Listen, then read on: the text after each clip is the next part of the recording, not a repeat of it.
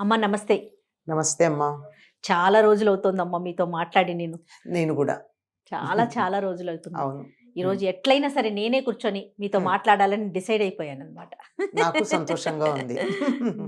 అమ్మా తర్వాత ఒక విషయం అమ్మా. హ్మ్. పిల్లల్ని హ్మ్. ఏ వయసు వరకు తల్లిదండ్రుల మధ్యలో పడుకోబెట్టుకోవచ్చమ్మా? వాళ్ళ మధ్యలో ఉంచుకోవచ్చు. అంటే పిల్లలకి ఊహ తెలిసేదాకానమ్మా. ఆహా! ఎందుకంటే మధ్యలో పిల్లల్ని పడుకోబెట్టుకున్నప్పుడు తల్లిదండ్రులు అన్నారు కదా! పిల్లలకైతే తల్లిదండ్రులు. హ్మ్. కానీ వాళ్ళకైతే భార్యాభర్తలు కదా! అంతే కదా! అంతే కదమ్మా!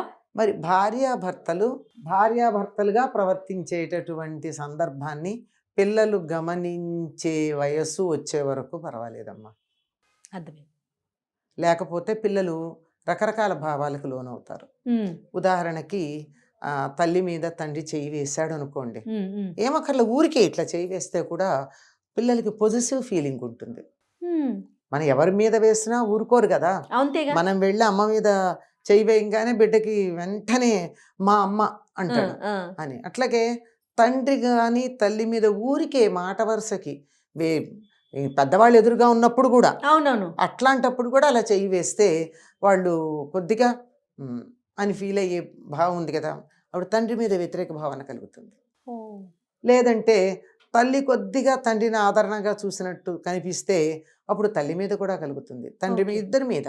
ఓకే. అందువల్ల అంటే అందరికీ కలుగుతుంది చెప్పలేం, కొంతమందికి. హ్మ్. హ్మ్. కనుక అటువంటిది కలగకుండా చూసి ఈ భావనలు పొందే వయసు వచ్చే వరకు ఉంచచ్చమ్మా. కొంతమంది పిల్లలు 5-6 నెలలకే ఇలా గమనిస్తూ ఉంటారు. కొంతమంది ఏడాదైనా వాళ్ళకి అర్థం కానట్టే ఉంటారు. అందువల్ల పర్వాలా.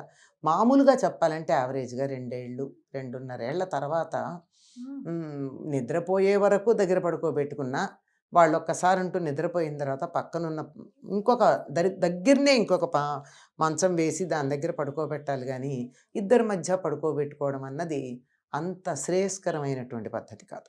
అమ్మ ఫారిన్ కంట్రీస్‌లో మనం చూసుకుంటే వాళ్ళకి సెపరేట్‌గా ఒక రూమే పెట్టేస్తారు. హ్మ్. అది అంటే గబుక్కున నైట్‌లో భయం అనిపించినా, ఏదైనా పీడ కలలొచ్చినా, అమ్మో! అట్లా ఎట్లా పడుకోబెట్టేస్తున్నారా అనిపిస్తది. మనకి అవి పిక్చర్స్ గాని, జనరల్‌గా చూసినప్పుడు గాని. రూమ్ కరెక్ట్ కాదు కదా! ఏమంటారు మీ అసలు ఉద్దేశం? రూమ్ కరెక్టే కాదు కదమ్మా. కొంత వయసు వచ్చేదాకా, అంటే దరిదాపుల్లో ఏడాది వచ్చేదాకా, కనీసం 10 నెలలు వచ్చేదాకా తల్లి పక్కన పడుకోబెట్టుకోవాల్సిందే. ఆ! ఉంటాను. చిన్న పిల్లలు ఓకే అమ్మ. నేను ఒక 10 సంవత్సరాల లోపైతే ఏంటి 10 పరిస్థితి? సంవత్సరాల లోపైతే మీరు ఆ! అనేది. ఆ! ఎందుకంటే తల్లిదండ్రులు మాకు దగ్గర ఉన్నారు అనేటటువంటి ఒక భద్రతా భావం చాలమ్మా వాళ్ళకి. దగ్గరికి ఏమి చేసినా చేయకపోయినా. కానీ అలాగని చెప్పి వీళ్ళు పిల్లలు దగ్గర ఉండగా తల్లిదండ్రులు కొంచెం దగ్గరగా ఉన్నట్టయితే వీళ్ళు భరించలేరు. వేరే రూమ్‌లో పడుకోబెట్టడం కన్నా, మనకి పూర్వకాలం ఎలా ఉండేది, పెద్దవాళ్ళకో మంచం ఉండేది, దాని కింద ఇంకో చిన్న మంచం ఉండేది. అవునవును. ఆ మంచం లాగి పిల్లల్ని పడుకోబెడుతూ ఉండేవారు. ఆ! అంచేత కావాలంటే దాన్ని కొంచెం పక్కకు పెట్టుకున్నా వాళ్ళకి అమ్మా నాన్న ఉన్నారని తెలుస్తుంది కానీ ఆ! కనపడదు కదా. ఓకే. ఆ విధంగా చేయవచ్చు. అనేక రకాలైన మార్గాలు ఉన్నాయి కానీ పిల్లలకి తల్లిదండ్రుల యొక్క చేష్టలు రాత్రిపూట కంటపడడం మంచిది కాదమ్మా. హ్మ్. ఓపెన్‌గా చెప్పాలంటే. అంతే. హ్మ్. అస్సలు అది వాళ్ళల్లో రకరకాల భావాలు కలిగిస్తుంది. ముందర తల్లి మీద కానీ తండ్రి మీద కానీ వ్యతిరేక భావన కలిగించడంతో పాటు అటువంటి చేష్ట వాళ్ళు కూడా చేసే ప్రయత్నం చేస్తే ఆ! ఆ! అదే ప్రమాదం కదా. అవును. అవును. అంచేత వాళ్ళ కళ్ళెదురుగా ఉండకూడదు. కానీ అమ్మ. నిద్రపోయే వరకు పిల్లల్ని దగ్గర పడుకోబెట్టుకోవడం అన్నది మంచిది. ప్రధానమైనటువంటి అంశం. ఎందుకంటే భద్రతా భావంతో పడుకుంటారు. ఆ తర్వాత వాళ్ళని పక్కకు జరపచ్చు నిద్రపోయిన తర్వాత. ఓకే. ఎత్తుకుని పడుకోబెట్టచ్చు. లేదంటే వాళ్ళని నిద్ర బాగా వచ్చిన తర్వాత లేచి పక్క పడుకోనన్న అంటే పక్కకు వెళ్తారు. అదేం పర్వాలేదు గానీ హ్మ్. అప్పటి వరకు మాత్రం అది శ్రేయస్కరమైనటువంటి పద్ధతి కాదు విడిగా పడుకోబెట్టడం. ఇప్పుడు ఆ దేశాల్లో కూడా అంగీకరిస్తున్నారు గదా. కొంతవరకు తల్లి దగ్గరే ఉండాలి అని. అవునవును. ఆ తర్వాత వేరే గదుల్లో పడుకోబెట్టడం కూడా సరైన పద్ధతి కాదని. ఆ తర్వాత ఏమవుతోంది, వాళ్ళకి ఒంటరిగా ఉండడం అలవాటైపోయి అసలు ఇంకొకళ్ళ గురించిన ఆలోచన గానీ, పట్టించుకునేటటువంటి లక్షణం గానీ లేకుండా తయారవుతున్నారు. యెస్. నేనిప్పుడు అదే పాయింట్ అడగాలనుకుంటున్నాను. ఇప్పుడు నైట్ హ్మ్. అంతా ఒక్కళ్ళే ఉండటం వలన, హ్మ్. ఇంకా మిగతా వాళ్ళతో కలవలేకపోవటం, ఎక్కడికెళ్ళినా అడ్జస్ట్‌మెంట్ అనేది లేకపోవటం, హ్మ్. ఇలాంటి ఇష్యూస్ ఉంటాయి కదమ్మా! చాలా ఉంటాయి. ఆ! అసలు పక్కన ఇంకోళ్ళు తగిలితే ఉండలేకపోవడం. ఇరిటేషన్ వచ్చేస్తుంది అది. వాళ్ళకి. దాంతో కొంత వయసొచ్చేటప్పటికి 11, 12 టీన్స్‌లోకొస్తారు గదా. ఆ! టీన్స్‌లోకొచ్చేటప్పటికి ఎవరైనా ఇలా ముట్టుకోంగానే వాళ్ళకి వెంటనే ఆ స్పర్శ తాలూకు అనుభూతి కలిగి, ఆ స్పర్శ కోసం వెంటపడడం. ఇట్లా కూడా అవటానికి అవకాశం ఉంది కదా. ఇట్లా ఉంది, ఆ, అట్లా ఉంది. అందువల్ల ఏది కూడా ఎక్స్ట్రీమిటీ అన్నది పనికిరాదమ్మా. yes. మధ్యలో సమన్వయంగా ఉండాలి ఆ, అంతే. పిల్లల్ని దగ్గర పడుకోబెట్టుకోవాలి, అట్లా అని మరీ దూరము పెట్టాలి. మరీ దగ్గరగా పట్టుకుని కావలించుకొని పడుకోకూడదు. yes. దూరంగాను ఉండాలి, చెయ్యేస్తే అందుబాటులో ఉండాలి, పిలిస్తే పలికెట్టు ఉండాలి. ఆ. అంతేగాని వాళ్ళ కళ్ళపడని దృశ్యాలు కళ్ళపడకుండా ఉండాలి. Yes. ఇది ఒక వయసు వచ్చిన పిల్లలు ఉన్నారనుకుందాం. Hmm. సాధారణంగా ఆడపిల్లల పక్కనైతే తల్లి పడుకుంటుంది అనుకుందాం కొన్ని సందర్భాలు.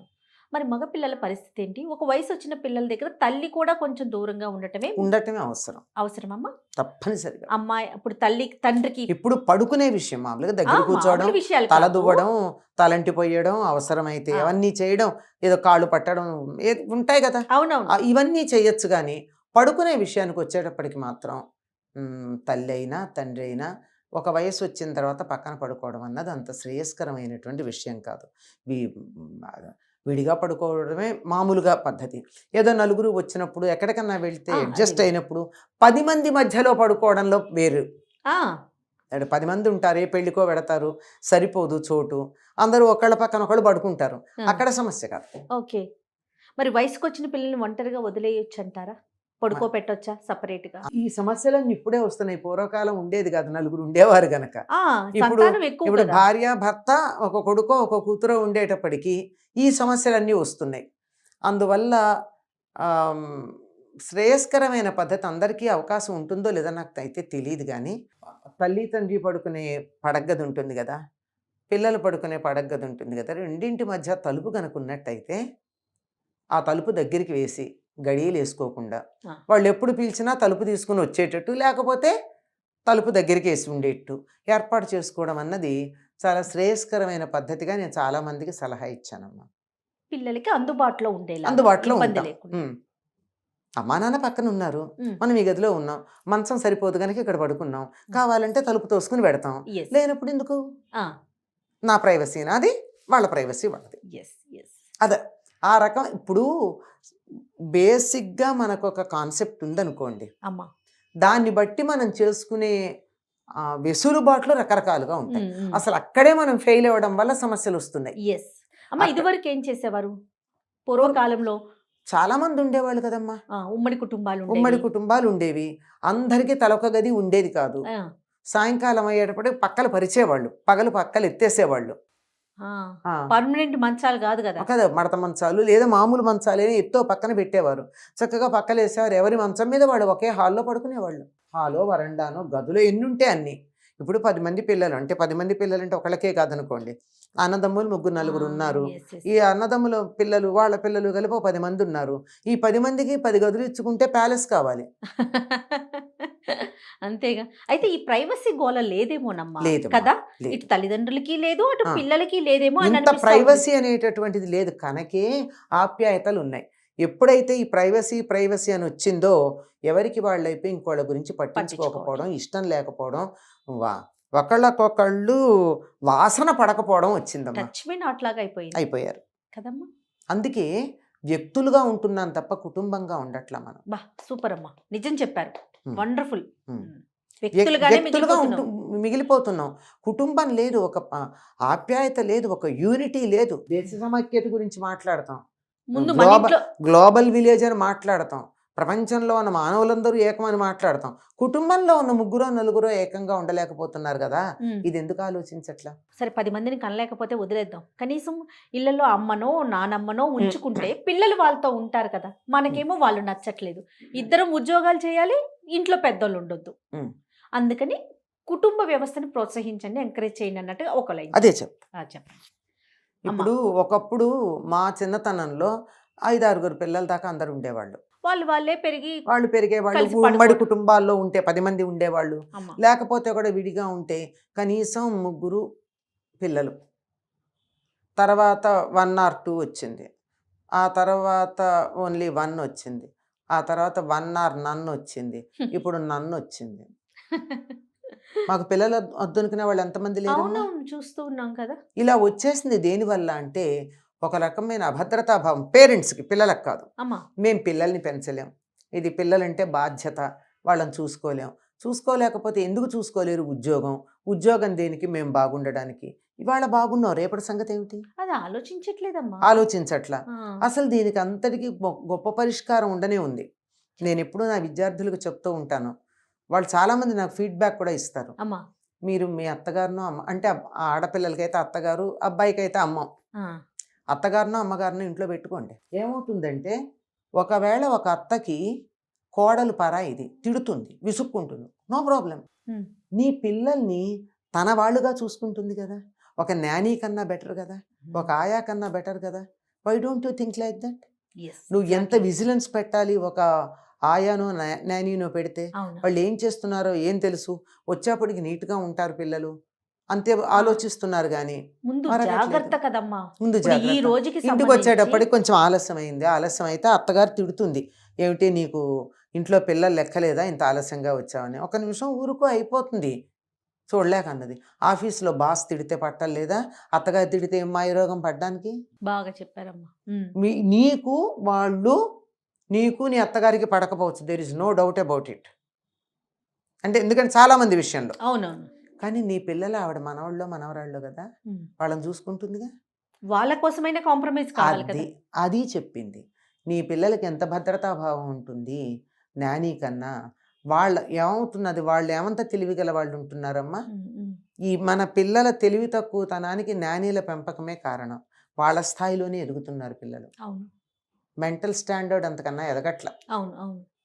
మరి అందువల్ల దీనికన్నా ఎక్స్పీరియన్స్డ్ మన కుటుంబాల్లో ఉన్నవాళ్ళు, ఎంత లేదన్నా ఇంతో అంతా చదువుకున్న వాళ్ళు, వాళ్ళు అనుభవం కలిగిన వాళ్ళు, వీళ్ళు ఏదో ఒకటి మన పిల్లలు అనే ఉద్దేశంతో ఉంటారు. వాళ్ళ దగ్గరికి వదిలేసినట్టయితే చాలా విషయాలు నేర్చుకుంటారు. మనం నేర్చుకొని ఎన్నో విషయాలు నేర్చుకుంటారు. కనుక కొద్దిగా ఆలోచించండి.